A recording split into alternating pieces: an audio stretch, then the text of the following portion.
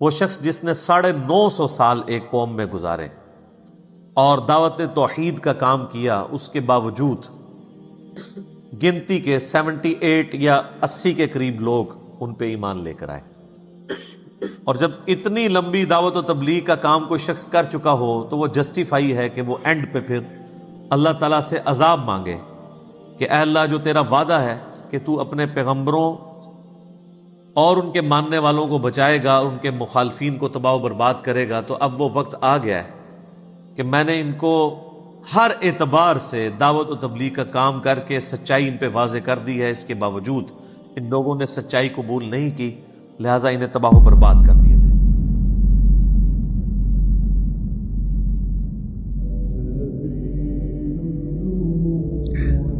جہاں تک سیدنا نوح علی نبینا و علیہ الصلاۃ والسلام کا تعلق ہے، جو انسانیت میں آدم ثانی کہلاتے ہیں، یعنی دوسرے آدم، کہ ان سے پہلے انسانیت تباہ و برباد کر دی گئی، جو اہل ایمان تھے وہ بچا لیے گئے اور باقی لوگ اس طوفان کے اندر غرق ہوئے، تو انسانیت کا سلسلہ ان سے دوبارہ اللہ تعالیٰ نے سٹارٹ کیا۔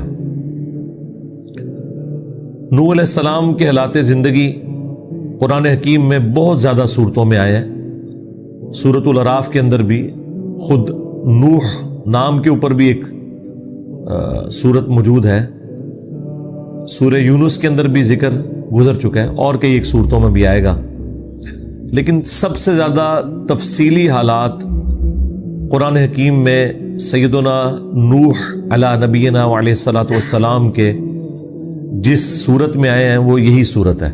اب اللہ کا نام لے کے شروع کرتے ہیں سورہ ہود کی آیت نمبر 25 سے۔ اعوذ باللہ من الشیطان الرجیم، بسم اللہ الرحمن الرحیم۔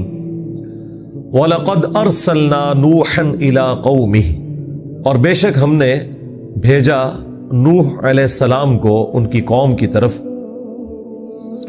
تو انہوں نے جا کر کیا دعوت دی؟ انی لکم نذیر مبین، بے شک میں تمہارے لیے کھلا ڈر سنانے والا ہوں۔ اچھا، انبیاء اکرام کا جو منصب ہے بنیادی وہ تذکیر ہی ہوتی ہے، ڈر سنانا ہے۔ خوشخبری صرف ان لوگوں کے لیے جو بات کو قبول کر لیں۔ انبیاء کا جو منصب ہے وہ خوشخبریاں سنانا نہیں ہوتا، ڈر سنانا ہوتا ہے، اور اس ڈر کو جو ایکسپٹ کر کے اللہ کا راستہ اختیار کر لیں ان کے لیے وہ بشیر ہوتے ہیں۔ جو پرائمری دعوت ہے نا، وہ ڈر سنانا ہے، نصیحت کرنا ہے، تذکیر کرنا ہے۔ ہمارے محبوب صلی اللہ علیہ وآلہ وسلم کے لیے بھی سورۃ الانعام کی آیت نمبر 19 میں ہے وَأُوحِيَ إِلَيَّ هَذَا الْقُرْآنَ لِأُنذِرَكُمْ بِهِ وَمَنْ بَلَغَ، اے نبی تم فرما دو کہ یہ قرآن مجھے اس لیے وحی کیا گیا تاکہ اس کے ذریعے میں تمہیں بھی ڈر سنا دوں، اور جس تک یہ کتاب پہنچ جائے اس کتاب کے ذریعے وہ ڈر سنائے گا۔ فَذَكِّرْ بِالْقُرْآنِ مَنْ يَخَافُ وَعِيدٍ، اے نبی اس قرآن کے ذریعے ڈر سنائیے، نصیحت کیجئے ہر اس شخص کو جو اللہ کی دھمکی سے ڈرتا ہے۔ لہٰذا یہ جو بعض لوگوں کی ڈیمانڈ ہوتی ہے نا، کوئی میٹھی میٹھی باتیں کریں، کوئی جنت کی باتیں سنائیں، کوئی حوروں کی باتیں سنائیں ہمیں، یا آپ ہر وقت ڈر کیوں سناتے ہیں؟ تو قرآن کی جو بنیادی دعوت ہے وہ ہے ہی ڈر ہے، اور جو واقعی اللہ سے ڈر گیا نا، دنیا میں تو کہتے ہیں ڈر گیا تو مر گیا، نہیں، جو ڈر گیا وہ پار لگ گیا، جس نے خدا کو سیریس لے لیا۔ اب دیکھیں یہ انبیاء کرام کی دعوت جب کبھی بھی آئے گی یہ اسی سے سٹارٹ ہوگا کہ جب بھی کوئی پیغمبر آیا تو اس نے یہی کہا کہ میں کھلا ڈر سنانے والا ہوں۔ ڈر کیا ہے؟ کہ تمہیں کسی نے پیدا کیا ہے اور وہ ہستی تم سے قیامت کے دن پوچھے گی جو کچھ تم نے دنیا کے اندر کیا ہوگا، تم اللہ کے حضور اکاؤنٹیبل ہو، اپنی مرضی کی زندگی نہیں گزار سکتے۔ جو دنیا میں اپنی مرضی کی زندگی گزارے گا، آخرت پھر وہ اللہ کی مرضی کی گزارے گا، اور جو دنیا میں اللہ کی مرضی کی زندگی گزارے گا، آخرت پھر اپنی مرضی کی گزارے گا۔ وہ ظاہر ہے جنت میں ہر وہ نعمت ہے جو آپ چاہیں گے، یعنی آپ کی مرضی چلے گی۔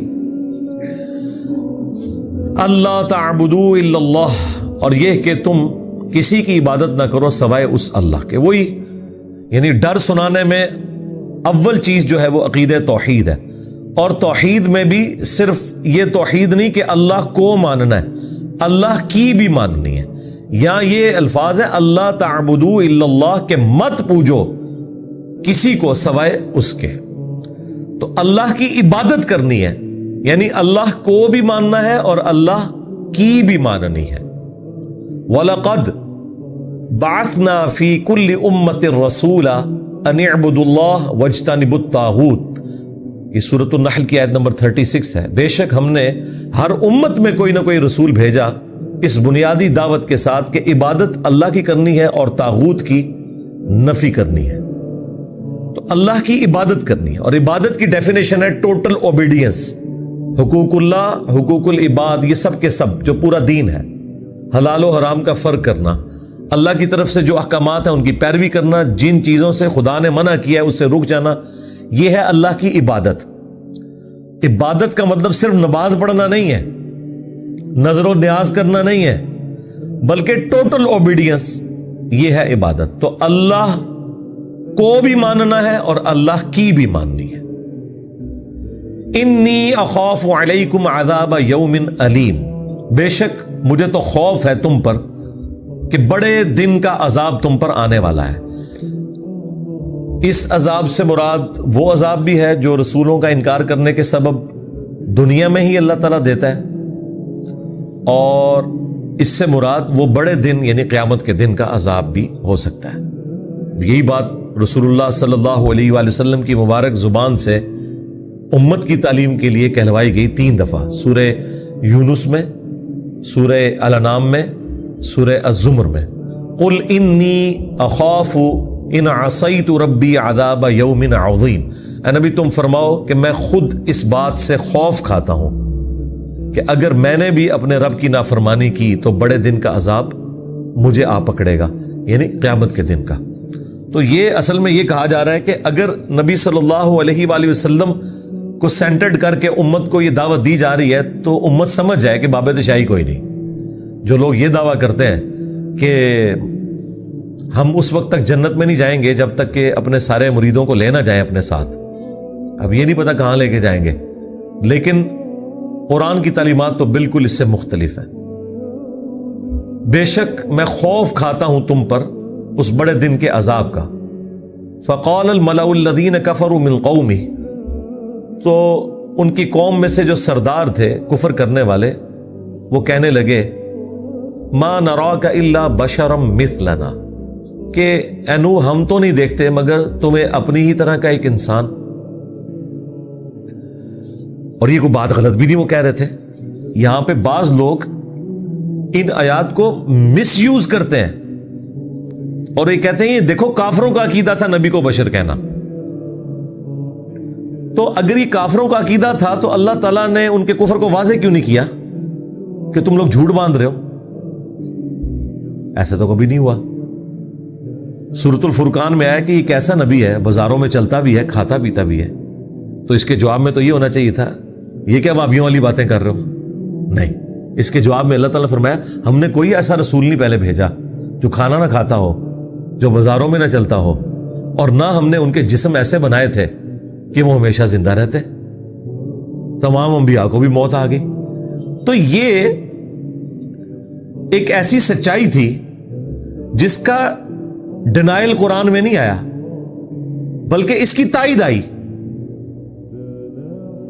حتیٰ کہ سورہ بنی اسرائیل میں آیا کہ اگر زمین پر فرشتے آباد ہوتے تو ہم فرشتوں میں پیغمبر بناتے، چونکہ انسان آباد ہے تو انسانوں میں سے ہی پیغمبر بھیجیں گے. تو یہ کون سا اعتراض ہو گیا کہ یہ بھی ہماری طرح کا ایک انسان ہے؟ بھائی انسان ہے تو تمہارے لیے آئیڈیل ہے نا. اللہ تعالیٰ نے یہ بھی فرمایا کہ اگر ہم کوئی فرشتہ رسول بناتے نا تو پھر یہ کسی اور مغالطے میں پڑ جاتے ہیں. اور وہ مغالطہ کیا ہوتا کہ فرشتہ ہمارے لیے آئیڈیل کیسے ہو سکتا ہے؟ اسے کیا پتا کہ پیٹ درد ہو تو کیا تکلیف ہوتی ہے؟ اسے کیا پتا کہ سر درد کی کتنی مشقت ہوتی ہے؟ رزق کمانا کتنا مشکل کام ہے؟ وہی گل آٹا گندنا ہلدی کیوں ہے؟ یعنی اللہ تبارک و تعالیٰ بھی کوئی کام کرے تو کیڑے نکالنے والے اس میں بھی کیڑے نکال لیتے ہیں. تو اس کا حل صرف یہی ہے کہ آپ نے اوبیڈینٹ ہونا ہے. تو یہ ہمیشہ اعتراض وہ کافر کرتے تھے کہ آپ بھی تو ہماری طرح انسان ہی ہے نا. تو بھائی یہ فرق تم نہیں دیکھ رہے کہ ان کو اللہ تعالیٰ نے تمہارے لیے رہنما کے طور پر چنا ہے، ان کے اوپر وہی نازل ہوئی ہے، اور یہ وہی کا نازل ہونا یہ بہت بڑا ڈفرنس ہے. لیکن ہے وہ انسان، جبھی انسانوں کے لیے آئیڈیل ہے. وما نراک اتبعک الا الذین هم اراذلنا بادی الرأی. یہ ایک جینون اعتراض بنتا تھا ان کا، کیونکہ سردار جب بول رہے ہیں تو وہ تو کمی کمین لوگوں کو اپنے قریب بھی نہیں آنے دیتے تھے، جو ان کی نظر میں چھوٹے سٹیٹس کے یا غریب لوگ ہوتے تھے. دوسرا وہ یہ الزام لگانا شروع ہو گئے نوح علیہ السلام کے اوپر، ایک تو آپ ہماری طرح کے انسان ہیں، دوسرا کہ ہم تو دیکھ رہے ہیں کہ آپ کی پیروی تو نہیں کر رہے، مگر ہم میں سے وہ لوگ جو بڑے حقیر اور ذلیل لوگ ہیں، یعنی آپ کی پیروی کرنے والوں میں کوئی بڑے سردار نہیں ہیں، غریب غریب لوگ ہیں جو انبیاء کی دعوت کو قبول کر رہے ہیں. یہ بھی نیچرل چیز ہے بھائی، امیر لوگوں نے کیوں انبیاء کی دعوت کو قبول کرنا ہے؟ غریب بیچارہ پہلے ہی پسا ہوا ہے دنیا میں، اس کے لیے ویسے ہی بڑی مصیبتیں ہیں، آلام ہیں. ایسی صورتحال میں وقت کا پیغمبر جب انہیں ایک امید دلاتا ہے کہ یہ تکلیفیں عارضی ہیں، ختم ہو جائیں گی، ہمیشہ کی زندگی تمہارا مقدر ہوگی، تو غریب کی دنیا تو ویسے ہی ختم ہوئی ہوئی ہے، تو اس کے لیے یہ دعوت ہے بھی سوٹیبل. اسی لیے دیکھیں نبی الاسلام کے اوپر بھی غریب غریب لوگ ایمان لے کر آئے تھے، سردار تو نہیں لے کے آئے ایمان. وہ تو آخر میں جب انہوں نے غلبہ دیکھا تو قبول کر لیا. اوورآل سارے غریب ہی لوگ تھے اور انہی کو تکلیفیں بھی اٹھانی پڑی. وہ جو صحیح بخاری کے اندر کیسر روم اور ابو سفیان کا مکالمہ ہے، جبکہ ابھی حضرت ابو سفیان نے اسلام قبول نہیں کیا تھا، اس میں بھی کیسر روم ان سے پوچھتا ہے کہ بتاؤ کہ نبی کی پیروی کرنے والے امیر لوگ ہیں یا غریب لوگ؟ تو انہوں نے کیا کہا کہ نہیں، وہ تو غریب غریب. ان کا ہاں ایسے ہی ہوتا ہے، غریبوں نے قبول کرنا ہوتا ہے. امیروں کو تو یہ ٹینشن پڑ جاتی ہے کہ ہمارا ایک کمپیٹیٹر آ گیا ہے، وہ تو انبیاء کے مقابلے میں کھڑے ہوتے ہیں. آپ دیکھیں قرآن میں جتنی انبیاء کی دعوت آئی ہے نا، سب میں یہ آئے گا کہ قوم کے سردار کھڑے ہو گئے. اچھا سرداروں سے پوچھا جائے کہ تانوں کی نے بھی کھڑپینچ بنایا، تسی کیوں کھڑے ہو رہے ہو؟ وہ اس لیے کھڑے ہوتے تھے کہ سب سے پہلے ان کی بادشاہ سٹیک پہ لگتی تھی نا، کیونکہ نبی کو جو لوگ فالو کر رہے ہیں وہ اسے صرف اپنا دنیاوی پیشوا نہیں مان رہے، روحانی پیشوا مان رہے ہیں. لہذا جو ان کے فالوورز کی کمٹمنٹ ہے نا، وہ سردار کے انڈر جو لوگ ہیں ان سے بڑھ کر ہوگی، کیونکہ سردار کی تو دولت کی وجہ سے یا اس کے روب کی وجہ سے لوگ اس کی عزت کرتے ہیں. نبی جب اپنی دعوت بلند کرتے ہیں تو ان کی تو لوگ دل سے عزت کر رہے ہوتے ہیں جو ان کی بات قبول کرتے ہیں. تو لہٰذا سب سے زیادہ سٹیک پہ چودراہٹ جس کی لگتی ہے وہ قوم کے سردار ہی ہوتے ہیں، اسی لیے سب سے پہلے وہ سامنے آتے ہیں. فرعون کے سردار جو ساتھ اٹیچ تھے، ان کو بھی فرعون کیا کہتا ہے کہ یہ دونوں بھائی اس لیے آئے ہیں تاکہ یہاں پہ حکومت کریں اور تم لوگوں کو ختم کر کے یہ سٹیٹس یہ ویل کرنا شروع کر دیں. اصل میں جو سردار خود لوگوں کا استحصال کر رہے ہوتے ہیں نا، وہ انبیاء کو بھی اسی نظر سے دیکھتے ہیں کہ کل کو انہوں نے بھی ایسے ہی کرنا ہے. اس لیے آپ دیکھیں کہ نبی صلی اللہ علیہ وآلہ وسلم کی اعلان نبوت کے بعد کی زندگی کا اگر آپ فائنینشل سٹیٹس دیکھیں تو وہ بہت کم تھا ایز کمپیئر ٹو اعلان نبوت سے پہلے. یہ اللہ تعالیٰ انبیاء کرام کو جو فقر کی زندگی سے گزارتا تھا نا، وہ اسی لیے کہ کوئی یہ اعتراض نہ کرے کہ انہوں نے کوئی اس دین کے کام کے عوض کوئی معاوضہ طلب کر لیا یا انہوں نے اپنا سٹیٹس بڑھا لیا. بلکہ بخاری مسلم میں تو یہاں تک آیا کہ عائشہ کہتی ہیں کہ بعض اوقات 1 مہینہ 2 مہینے 3 مہینے بھی گزر جاتے تھے، ہمارے گھر چولہا نہیں جلتا تھا. اب یہ اس شخص کا حال ہے کہ جو جوانی میں مکے کی امیر ترین عورت کے خاوند ہیں اور کاروبار کر رہے ہیں اور ایک ڈائنامک لائف ہے، اور دعوت و تبلیغ کرنے کے بعد وفات تک فاقے ہیں. حالانکہ اللہ نے وسعت بھی دے دی غزوہ خیبر کے بعد، خمس بھی رکھ دیا بیت المال میں، لیکن نبی الاسلام اپنے پاس جوڑتے ہی نہیں تھے، اللہ کی راہ میں خیرات کر دیتے تھے. تو یہ ایک اسٹونشنگ حدیث ہے کہ 3 مہینے چولہا نہیں جلتا تھا، اور بخاری مسلم کے الفاظ ہیں ساتھ کہ 2 کالی چیزوں پہ کھجور اور پانی کے اوپر گزارا ہوتا تھا، اور وہ بھی ٹن و ٹن نہیں ہے، 2 کھجوریں صبح 2 شام کے وقت، ایک میٹھا پانی کا پیالہ صبح کے وقت ایک شام کے وقت، جو اس زمانے ایک بہت بڑا ایشو تھا. پھر بخاری مسلم میں حدیث، اے اللہ محمد اور آل محمد کو بس اتنا ہی رزق دینا کہ ان کی روح اور جسم کا رشتہ چلتا رہے، یعنی سبسسٹنس لیول کے اوپر بس یعنی موت نہ آ جائے فاقے کی وجہ سے، لیکن کوئی ایکسٹرا آرڈنری کمائی والا معاملہ نہیں.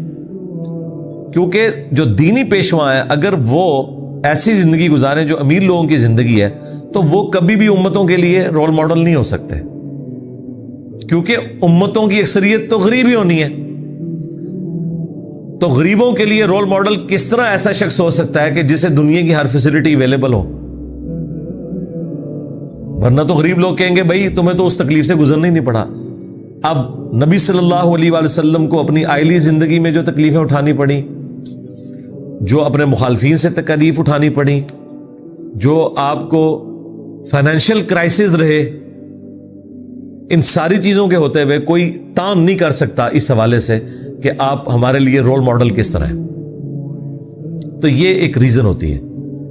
تو ہم تو نہیں دیکھ رہے اینو، مگر یہ کہ جتنے غریب لوگ ہیں، یہ حقیر لوگ جن کی کوئی حیثیت نہیں ہے، یہ تیری پیروی کر رہے ہیں. وَمَا نَرَى لَكُمْ عَلَيْنَا مِنْ فَضْلٍ، اور نہ ہم تمہاری ہستی کے پوائنٹ آف ویو سے اپنے اوپر کوئی فضیلت دیکھ رہے ہیں کہ کوئی تم بہت ایکسٹرا آرڈنری انسان ہو ایز کمپیئر ٹو ہمارے. یعنی بظاہر وہی سارے کا سارا معاملہ ہے. جو ایک انسان کے اندر خوبیاں ہوتی ہیں وہی تمہارے اندر ہیں، ہمارے اندر بھی موجود ہیں. اب وہی کا سلسلہ تو ظاہر ہے کہ وہ سب کے سامنے تو نہیں ہوتا نا، وہ تو پیغمبر اور اللہ کے درمیان ایک راز ہے، اس کو کوئی آؤٹ سائڈر تو آبزرو نہیں کر سکتا، تو وہ ایک انسان کی طرح ہی دیکھتے تھے. وَمَا نَرَى لَكُمْ عَلَيْنَا مِنْ فَضْلٍ بَلْ نَظُنُّكُمْ كَاذِبِينَ، بلکہ ہم تو یہ خیال کرتے ہیں کہ تم جھوٹے ہو، نعوذ باللہ. اب یہ ساری باتیں سننے کے بعد آپ جواب دیکھیں کتنا انٹلیکچوئل جواب ہے، کتنا پرفیکٹ جواب ہے جو اللہ نے اپنے پیغمبر کو سکھایا. بس آپ نے یہ جواب آج بھی جو دین کا دائی اپنے اوپر لگائے گئے الزامات کے عوض یہ جواب دے سکتا ہے تو وہ سمجھ لیں نبیوں کے طریقے کے اوپر ہے. اب مجھے بتانا ہے آپ نے کون سا دائی اس میں فٹ بیٹھتا ہے. ظاہر ہے کہ یہ امت جب نبیوں والا کام کر رہی ہے نا، تو جو لوگ نبیوں سے بڑھ کر عزت اویل کر رہے ہیں اس امت کے اندر، علماء، ظاہر نبیوں نے تو اس طرح کی عزت تو اویل نہیں کی ہے کہ کسی نبی کے اجتماع میں 16 لاکھ بندہ جمع ہو جاتا ہو. رائے میں تو ہوتا ہے، ملتان میں تو ہوتا ہے. تو اس بڑے لیول کی عزت کے اتنے بڑے بڑے مجمع سامنے دیکھے ہو، یہ تو کسی نبی نے نہیں اویل کی عزت. تو یہ تو اویل کر رہے ہیں نا، پھر اس کے بینیفیشری بھی ہوتے ہیں اس سسٹم کے. تو اگر کوئی دائی نوح علیہ السلام نے جو جواب دیا اپنی امت کو، یا باقی پیغمبر دیتے رہے، یہ نہیں دے رہا تو وہ یہ کہنا چھوڑ دے کہ میں نبیوں والا کام کر رہا ہوں. نبیوں والا کام کر رہے ہیں اگر آپ ختم نبوت کی برکت سے جو اس امت میں ٹرانسفر ہوا ہے، کنتم خیر امت اخرجت للناس، تو پھر بھائی پیٹرن وہی ہوگا. اب سنیں ذرا جواب. قال یا قوم ارائیتم ان کنت علی بینۃ من ربی. نوح علیہ السلام نے کہا کہ اے میری قوم، بلا دیکھو تو اگر میرے پاس روشن دلیل ہو اپنے رب کی طرف سے، وآتانی رحمتا من عندی، اور اس نے مجھے اپنی طرف سے رحمت عطا فرمائی، فعمیت علیکم، اور تم پر یہ چیز پوشیدہ ہے، تم اندھے بنے ہوئے ہو اس حقیقت کو دیکھتے ہوئے، انلزمکموہا وانتم لہا کارہون، تو کیا ہم زبردستی تمہیں ہدایت دے سکتے ہیں، تم پہ یہ چیز مسلط کر سکتے ہیں جسے تم ناپسند کرتے ہو. اب یہ ایک جملہ دیکھیں، اس میں نوح علیہ السلام نے کہیں یہ نہیں کہا کہ دیکھو میں نے فلاں معجزہ کر کے دکھایا. معجزہ تو کوئی بھی نہیں کر کے دکھایا ہوا تھا. اگر دکھایا ہوتا تو نظر آ جاتا. وہ کیا کہہ رہے ہیں کہ میں اپنے رب کی طرف سے رحمت پہ ہوں، اللہ نے مجھے روشن دلائل دیے ہیں اس شکل میں کہ میں نے توحید کا تعارف تمہارے سامنے رکھا ہے جو اللہ تعالیٰ نے وہی نازل کی تھی، اپنے پاس سے اس نے رحمت عطا فرمائی ہے. اس کے باوجود اگر تم اندھے ہو تو ہم تمہیں زبردستی تو ہدایت نہیں دے سکتے. یہ آج تک ویلڈ ہے. آج بھی دائی کو یہ کہنا چاہیے. بلکہ نبی الاسلام کے بارے میں تو اللہ تعالیٰ نے قرآن میں فرمایا کہ اے نبی تم فرماؤ کہ اگر میں گمراہ ہوں تو میری گمراہی کا وبال مجھ پر ہی ہوگا. اندازہ کریں اس لیول کے اوپر. اس کے اوپر میں نے پورا مسئلہ 198 ریکارڈ کرا دیا تھا تفصیلی جب یہ آیات آئی تھی. اے نبی تم فرماؤ کہ بالفرض، یہ بالفرض تو ہم احتراماً لگا رہے ہوتے ہیں نا سمجھانے کے لیے، اگر میں گمراہ ہوں تو میری گمراہی کا وبال مجھی پر ہوگا، اور اگر میں ہدایت پر ہوں تو بسبب اس کے جو اللہ نے قرآن مجھ پر وحی کیا ہے. یہ میں جو ہدایت پہ ہونے کا دعویٰ کر رہا ہوں قرآن کی وجہ سے کر رہا ہوں. اچھا، آج بھی ہمیں یہی کہنا چاہیے. ہم جب کبھی بھی کسی کے سامنے قرآن و سنت کی دعوت رکھیں اور وہ آگے سے کہے کہ نہیں آپ کا تو کوئی مدرسہ نہیں، آپ کی تو کوئی مسجد نہیں، آپ کے تو کوئی مرید نہیں، آپ کی تو کوئی ڈگری نہیں، تو اس کے جواب میں کیا کہا جائے گا؟ یہی کہا جائے گا کہ اگر اللہ تعالیٰ نے مجھ پہ رحمت کی ہے اور قرآن و سنت کی تعلیمات تک مجھے پہنچا دی ہے، اور وہ قرآن و سنت کی تعلیمات جنہیں تم بھی مانتے ہو صرف عقیدے کی حد تک، اس پہ عمل نہیں کرتے، عمل تو بالکل اپوزٹ کر رہے ہو، تو اب بتاؤ اگر تم پر یہ حقیقت آشکار نہیں ہو رہی کہ یہ کتاب و سنت کی دعوت حق ہے تو تمہارا تو کچھ بھی نہیں ہم کر سکتے. ہم تو زیادہ سے زیادہ تمہیں بتا ہی سکتے ہیں نا، قرآن میں لکھا ہے ایاک نعبد و ایاک نستعین. اس کے باوجود تم نے یا عبد القادر جیلانی مدد کہنا نہیں چھوڑنا، تو ہم یہ گھول کے تو تمہیں توحید نہیں پلا سکتے نا. ہم تو تمہیں بخاری اور مسلم سے نماز کا طریقہ رفع الیدین کے ساتھ سکھا سکتے ہیں. اس کے باوجود تم نے رفع الیدین شروع نہیں کرنا تو ہم گھول کے تو تمہیں ہدایت نہیں دے سکتے. تو یہ وہ اللہ کی رحمت ہے جو آج بھی اس امت کے اوپر ان لوگوں پہ موجود ہے جو انبیاء کے پیٹرن پر انبیاء کی دعوت ان کی امتوں تک پہنچاتے ہیں، اور ہر زمانے میں ایسے لوگ رہے. اگلا جو کلیم ہے نوح علیہ السلام کا، وہ تو آپ کو بڑی آسانی سے سمجھ آ جائے گا، میں نے تو بچے بچے تک یہ بات پہنچا دی ہے، وہ سن لیں. وَيَا قَوْمِ لَا أَسْأَلُكُمْ عَلَيْهِ مَالًا، اور اے میری قوم دیکھو میں اس تبلیغ کے بدلے میں تم سے کوئی مال طلب نہیں کرتا. یعنی آج کی ڈیٹ میں میری کوئی چندہ بک نہیں ہے، میرا کوئی اکاؤنٹ نہیں ہے جو میں اپنے ویڈیو کے اوپر ڈسپلے کراؤں کہ جی یہ درس سننے کے بعد آپ اس اکاؤنٹ میں اتنے پیسے ٹرانسفر کر دیں. ایسا کوئی نہیں ہے. اب مجھے بتائیں یہ کون کہہ سکتا ہے کسی ایک بندے کا نام لیں کہ یہ پلانٹ ارتھ پہ فلاں دائی ہے جو اس پہ پورا اترتا ہے. آپ بندوں کے نام لیں ان کے، میں آپ کو بتاتا ہوں اکاؤنٹ نمبر یوٹیوب کے اوپر اویلیبل ہے، اور وہ کیا شاہانہ زندگی گزار رہے ہیں. سب کچھ اسی سسٹم سے انہوں نے حاصل کیا. آج جب ان کو باتیں کرتے ہیں کہتے ہیں نہیں یہ ہماری گاڑیاں تو نہیں ہے، تو تنظیم کی ہیں. دیکھو کیسا انہوں نے، جس کو کہتے ہیں کتے کو حلال کرنے کے لیے. میں وہ کل ایک مولوی کی ویڈیو دیکھ رہا تھا، وہ بکرا ذبح کر رہا اور لوگ خوش ہو رہے ہیں کہ دیکھو جی جماعت کا امیر ہے خود بکرا ذبح کر رہا ہے. میں نے کہا یہ پوری زندگی بکرا خرید نہیں سکتا جو اس کی کوالیفیکیشن ہے، تو بکرا کہاں سے آیا؟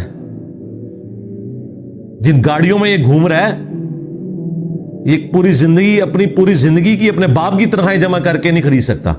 یہ کہاں سے آیا؟ یہ اے میری قوم دیکھو میں کو مال تو طلب نہیں کرتا اس کے، بس ان اجریہ الا علی اللہ، میرا اجر تو نہیں ہے مگر اللہ کے اوپر. اللہ تعالیٰ مجھے اجر دینے والا ہے. میں اس تبلیغ کے بدلے میں تم سے کوئی مال طلب نہیں کرتا. اس کا جو اجر ہے، اس کا بدلہ ہے، وہ اللہ تعالیٰ مجھے دینے والا ہے. یعنی اس سے مراد ہے جنت میں ملنا ہے. ظاہر ہے انبیاء کرام دنیا میں تو ایک فقر کی زندگی گزار کے جاتے ہیں. اور اب دوسری بات جو انہوں نے اعتراض کیا تھا اس کا جواب دیا جا رہا ہے. وما انا بطارد الذین آمنوا، اور میں اہل ایمان جو ہے میرے ساتھ اٹیچ غریب لوگ، میں ان لوگوں کو اپنے آپ سے دور تو نہیں کر سکتا. صرف تمہیں خوش کرنے کے لیے میں انہیں اپنے آپ سے دور کر دوں، یہ ہو نہیں سکتا. اندازہ کریں اہل ایمان اللہ کے نزدیک کتنے اہم ہے کہ اللہ تعالی کا پیغمبر بھی یہ کہہ رہا ہے کہ اے سردارو تمہیں خوش کرنے کی خاطر میں اپنے ساتھ جو اٹیچ لوگ ہیں انہیں دور نہیں کر سکتا غریبوں کو. یہ نبی علیہ السلام سے بھی وہ ڈیمانڈ کرتے تھے نا کہ آپ کے پاس غریب غریب لوگ بیٹھے ہوئے ہیں، ہم کدھر آگے ہمیں زیادہ سے ٹائم دیں. ایسا تو نہیں ہو سکتا. اور ایک دفعہ نبی علیہ السلام سے ہو گیا، جب ایک نابینا صحابی آ گئے، آپ نے زبان سے کچھ نہیں کہا لیکن صرف چہرے مبارک کے اوپر नागवारी के आसार है, आबसा व तवल्ला। तो अल्लाह ताला ने कुरान में नकल कर दिया। और अल्लाह तो किस लेवल के ऊपर उतर के समझा रहा है। अल्लाह ताला फरमा रहा है कि जो लोग आए हैं इधर टाइम पास करने के लिए, उन्हें तो तुम तबलीग कर रहे हो, और जो शौक से आया है उससे रूगर्दानी कर रहे हो। दफा करो इनको, जाए जहन्नम में। यार चस्के लेने के लिए आए हैं फिर उठ के चले जाएंगे। जो अपने शौक से सीखने आया ना, उससे तुमने रूगर्दानी नहीं करनी, सीधी सी बात है। और यही तरीका होना चाहिए अंबिया वाला। लेकिन क्या ये उलमा के अंदर है? आप देखें अमीर लोगों का लंगर भी लादा होता है पीर खानों के ऊपर। ये बिल्कुल झूठ बोलते हैं कि एक जैसा लंगर खिलाते हैं, बिल्कुल आपको पता ही नहीं है। वो तो कभी आप उन लोगों के साथ गए हो ना, तो आप जिनको अमीर समझ के जा रहे होते हैं और वो आपके साथ दाल रोटी लंगर पे खा रहे होते हैं, वो उनकी नजर में अमीर नहीं होते हैं, वो तो शायद ही कोई नहीं होते। वो तो अमीर उनको समझते हैं कि जो अरबपति लोग हैं। छोटे मोटे तोड़े जेड़े अमीर लोग ने, वो तो उन्होंने नजदीक गरीब ने।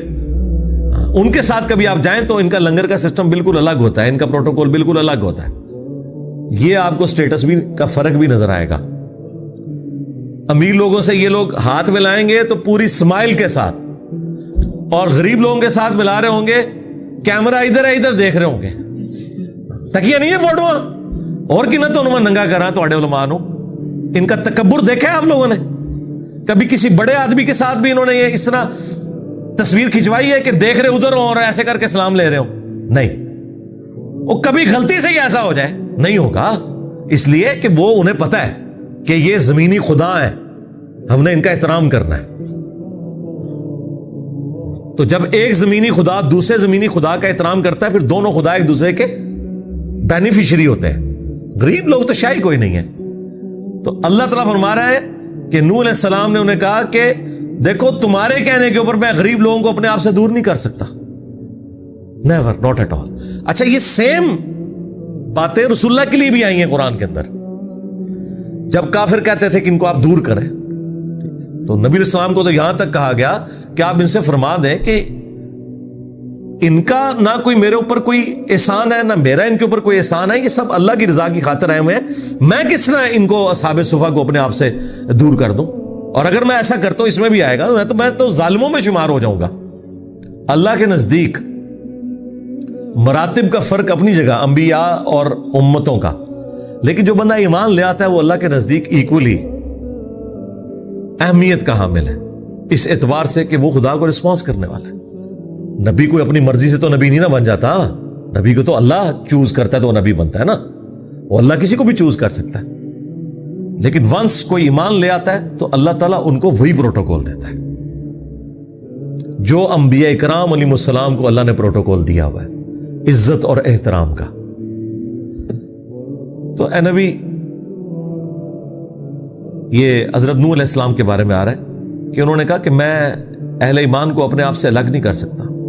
इन्नहुम मुलाक़ू रब्बिहिम, बेशक वो तो अपने रब से मुलाकात करने वाले हैं। वलाकिन्नी अराकुम कौमन तजहलून, लेकिन मैं तुम्हें देख रहा हूं ए कुफार, ए काफिरों के सरदारों के तुम लोग हकीकत से नावाकिफ हो, तुम जहालत की जिंदगी गुजार रहे हो। व या कौमी मैं यंसुरुनी मिनल्लाह, ऐ मेरी कौम मुझे बताओ कि मुझे अल्लाह से कौन बचाएगा। ये नूह अलैहिस्सलाम की गुफ्तगू है। इन तरद्तुहुम, अगर मैं अपने पास बैठने वाले अहले ईमान को इस तरीके से धुतकार के उठा दूं यहां से, अफला तज़क्करून, क्या तुम इतना भी नहीं सोचते? अब मुझे बताएं, ये तो अंबिया का स्टेटस है, और सूफिया कहते हैं कि जी जनाब निगाह मार के मुरीद साड़ देता। और मुरीद कौन सा? दुश्मन मुरीद नहीं, जो वुजू करवाने वाला। हाँ, उसने लोटे की टूटी किबला रुख नहीं रखी, और कहते हैं कि अब्दुल कादिर जिलानी ने निगाह मारी और जला के राख कर दिया। तो हम ये पूछते हैं कि अगर उन्होंने ऐसा किया, हमें तो इससे कोई गर्ज नहीं कि हम उनकी तरफ से कोई झूठी सफाई पेश करें कि उन्होंने नहीं किया होगा, हमें तो कोई किसी से इंटरेस्ट नहीं है। अगर उन्होंने ऐसा किया तो 302 का मुकदमा होता है उनके ऊपर, यह फजीलत है। और अगर नहीं किया तो अल्लाह के हुजूर बरी है, ना मेरी तारीफ से उन्हें कोई अजर मिलने वाला है, ना मेरी बुराई करने से उनका मर्तबा कम होने वाला है। लेकिन मुझे यह बताएं, जो मुरीद आपको वुजू करवा रहा है और उसने टूटी किबला रुख नहीं रखी, तो यह क्या कोई शरई गुनाह है जो उसने किया है? और फिर कहते हैं कि बाद में उन्होंने لوٹے کی طرف دیکھا تو اس کی ٹوٹی بھی سیدھی کر دی. پہلے ہی لوٹے ال ویکھ لیندے, غصے ہی تھوڑا ٹھنڈا ہو جاتا, بندہ مار دیا. اور یہاں انبیاء یہ کہہ رہے ہیں کہ مجھے اللہ سے کوئی بچا نہیں سکتا اگر میں اپنے ساتھ بیٹھنے والے کسی ایمان والے غریب آدمی کو اپنے سے دور کروں. تو مجھے بتائیں, ان کے جو عبد القادر جیلانی ان آیات کی روشنی پہ انبیاء کے راستے کے اوپر ہے یا شیطان کے راستے کے اوپر ہے؟ یہ خود فیصلہ کر لیں. تو پھر ہم کیوں نہ کہیں کہ مرنے سے پہلے اے مسلمان کر لے اس پہ غور, کتابوں کا خدا اور ہے, بابوں کا خدا اور. اب یہ جو قرآن کی تشریح میں کر رہا ہوں نا, یہ نہ ڈاکٹر سرار کر سکتے ہیں, نہ ڈاکٹر فرت ہاشمی کر سکتی ہیں, نہ مولانا مودودی کر سکتے ہیں. اس کے لیے جرت کی بھی ضرورت ہے, اور آپ کو جو پبلک کے اندر ایشوز ہیں ان کا پتہ ہونا ضروری ہے, جسے پتہ ہی نہیں کہ گمراہی کا لیول کیا ہے اس امت کے اندر. وہ یہ سمجھ رہا ہے کہ میں اس آیت سے ایسے ہی گزر جاؤں کہ اے میری قوم, مجھے اللہ سے کون بچائے گا اگر میں اہل ایمان کو یہاں سے اٹھا دوں. جب تک میں آپ کو یہ لوٹے کی ٹوٹی سیدھی نہیں کروں گا آپ کی, تو آپ کو کیسے پتا چلے گا کہ یہ بابے کس دین کے اوپر ہیں اور انبیاء کس دین کے اوپر ہوتے ہیں؟ لو جی, اگلی گل تو ویسے ہی نہیں تو ہضم ہونی. وَلَا أَقُولُ لَكُمْ عِنْدِي خَزَائِنُ اللَّهِ, اور نہ میرا یہ دعویٰ ہے کہ میں اللہ کے خزانوں کا مالک ہوں, میں کسی کو کچھ دے سکتا ہوں. لو جی, اوپر دیکھا تو سونا, نیچے دیکھا تو سونا, مسلح چکیا تو سونا ہے جی.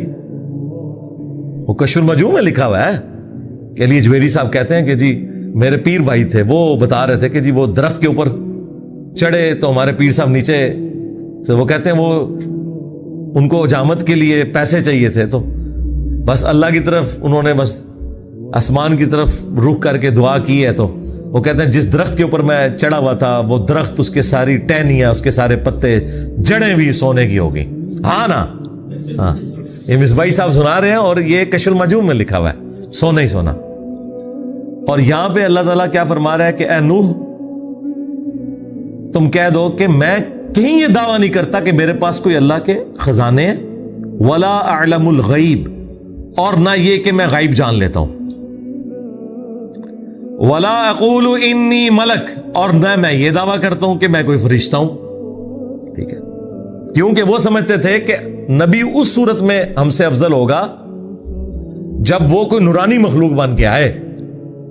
یہ کیا ہوا, یہ بھی انسان. اب دیکھیں وہ جو آیا تھا نا کہ ما نراک الا بشرا مثلنا, اے نوح ہم تجھے تو اپنی طرح کا ایک انسان سمجھتے ہیں. تو اس کے جواب میں یہ نہیں آیا کہ تانوں کے پتہ میری شانہ. جواب یہ ہے کہ میرا کب دعویٰ ہے کہ میرے پاس خزانے ہیں, یا میں غیب جان لیتا ہوں, یا میں انسان نہیں ہوں, میں فرشتہ ہوں. نہیں. ولا اقول للذین تزدری اعینکم, اب پھر وہی بات ریپیٹ ہو رہی ہے اہل ایمان جو ساتھ اٹیچ ہے. اور نہ ہی میں یہ کہتا ہوں کہ جن لوگوں کو تمہاری نگاہیں حقیر جانتی ہیں, لن یؤتیہم اللہ خیرا, اللہ تعالیٰ انہیں کوئی خیر نہیں دے گا. یعنی تم تو یہ سمجھتے ہو نا کہ دنیا میں اگر اللہ نے انہیں غریب رکھا ہے تو آخرت میں بھی بیچارے غریب ہی ہوں گے. اچھا, یہ بھی عقیدہ ایگزسٹ کرتا تھا سورۃ الکاف کے اندر.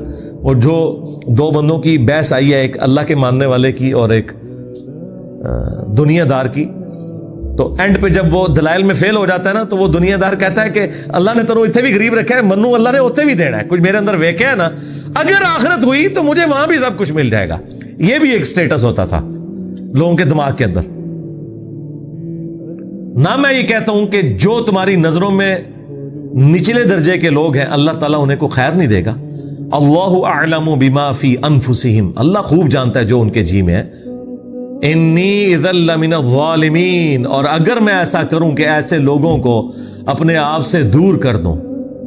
یا اب یہ ایک ہی آیت ہے, یہ جتنے دعوے کیے ہیں نا, اگر میں یہ سارے کلیم کرتا ہوں تو میں ظالموں میں شمار ہوں گا. اگر میں کہوں کہ میں خزانوں کا مالک ہوں, میں غیب خود سے جان لیتا ہوں, میں فرشتہ ہوں, اور میں ان غریب لوگوں کو اپنے آپ سے اٹھا دوں یہ کہہ کے کہ تسی دنیا بھی ذلیل ہوئے ہو, آخرت بھی ذلیل ہوو گے, تو میں ظالموں میں شمار ہو جاؤں گا. ایسا کچھ بھی نہیں ہے.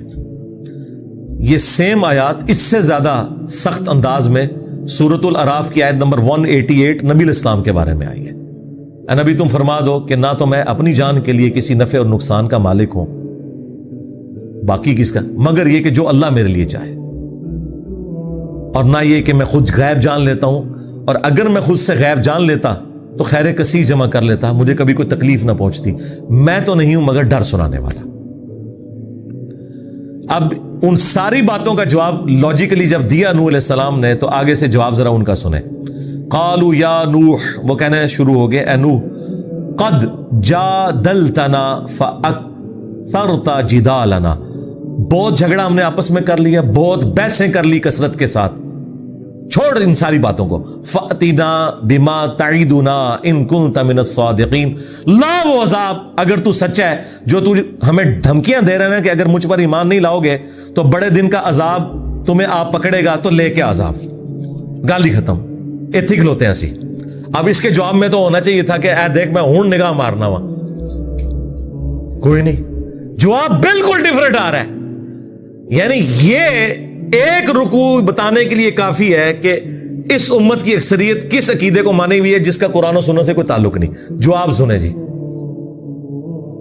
قال انما یاتیکم بہ اللہ ان شاء، وہ کہنا شروع ہو گئے حضرت نوح علیہ السلام کہ دیکھو جو تم مجھ سے مانگ رہے ہو نا کہ عذاب لے آ، وہ تو اللہ ہی لائے گا جب وہ چاہے گا، وما انتم بمعجزین، اور تم پھر اللہ کو عاجز نہیں کر سکو گے۔ انہوں نے کہا مینوں تے کٹ دیو وچوں، میں کہ تو عذاب لے کے آواں، یہ تو اللہ کا اختیار ہے، جب چاہے عذاب لے آئے۔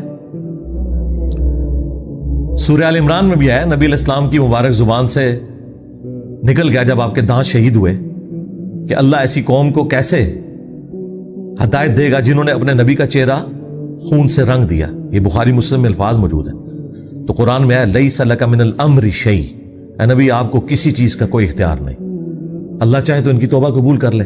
اور پھر ہوا بھی ایسا ہی، وہی خالد ابن ولید مسلمان ہو گئے، اور جس زبان سے بدوا نکلی تھی اسی زبان سے کہلوایا گیا کہ یہ اب سیف اللہ ہیں۔ اب مجھے بتائیں، اللہ تعالیٰ نے تو اپنے نبی کی اس بات کی لاج بھی نہیں رکھی کہ چلو میرے نبی نے ایک بار بدوا دیتی ہے تو میں مور لا ہی دیواں۔ اللہ کے اپنے فیصلے ہیں۔ یہاں کے دڑی یہ بدوایا ہوا جی، اے بزرگاں دی مار پی گئی ہے، تو ہن منو دسو انہاں سارے بزرگاں نو اور انہاں دے مننے والے نو کدی مار پئی ہے؟ جو کچھ ہو رہا ہے کہہ رہے ہیں جی پتہ نہیں کیا ہو گیا ہے ہمارے ساتھ، ٹھیک ہے، اور میری کوئی مار نہیں چاہیے، نہ میں کسی کو مار دے سکنا، اللہ تعالیٰ مار دلواتا ہے۔ وہ چاہے تو ایک ایسا شخص جس کی زبان میں لکنت تھی اس کے ذریعے 300 سال کی فرعون کی حکومت ختم کروا دی اور اس کے گھر میں اسے پالا۔ یہ اللہ کی جو ہے قدرت ہے، اس کے فیصلے ہیں، جب چاہے جو مرضی کر دے۔